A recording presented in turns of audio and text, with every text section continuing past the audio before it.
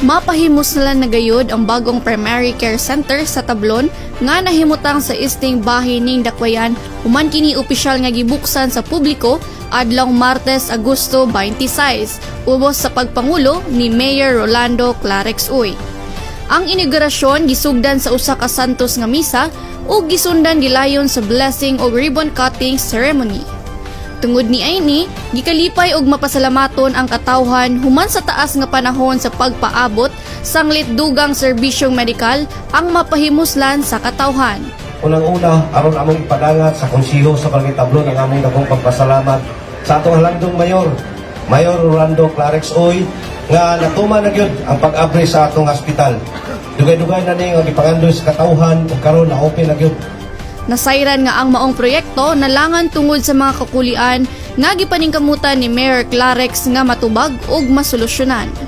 Matud pa ni Acting Chief of Hospital, Dr. Jeanine Tiamson Makadaig, maningkamot og ipasalig sa ilang team nga makahatag og dekalidad ug compassionate health service.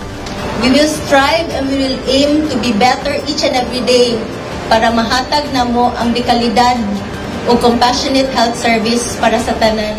Ang primary care center maghatag og serbisyong medikal susama sa outpatient department, minor surgery room, animal bite center, pharmacy ug sa dili madugay apil na usab ang laboratory room.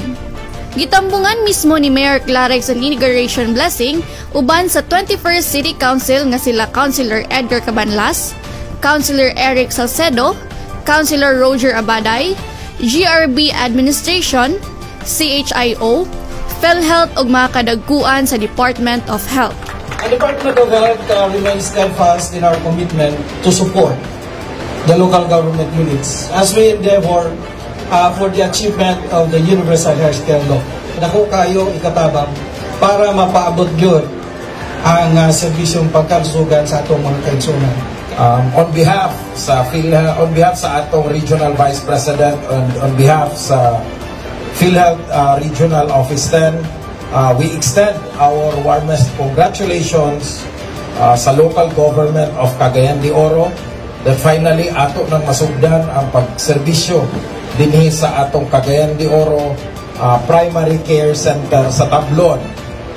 And as part of today's inauguration and blessing, atong formal nga i-turnover ang Certificate of Accreditation isip magpamatuod nga kita ang Cagayan de Oro Primary Care Center Tablon accredited na sa PhilHealth. Kining higayon na dako kayong grasya ang ihatag sa Ginoo kanato labi na sa taga-Tablon o sa mga kasikbit ng mga kabarangay na napaabot yun ang batakang serbisyo sa gobyerno na napaduol ang maong serbisyo sa mga katawhan na dili na mag-isod o dili na mahasol na makapangita silang pamasahe aron pagpatanaw sa ilang mga balantita. Samtang formal usab nga gi-turnover sa Department of Health ang Certificate of Accreditation sa City Hospital Tablon usab isa ka primary care center. Sa pag-abri sa Cagayan de Oro City Primary Care Center sa Tablon, makapalig-on kini sa paghatag accessible og dekalidad na serbisyong medikal alang sa mga Cagayanon ug sa ingon man nga makapahimsog ang kaugmaon sa katawhan ug dakbayan. Kauban sa kamera, June Cañete, kini si Devi Montalvo para sa City Hall News Update.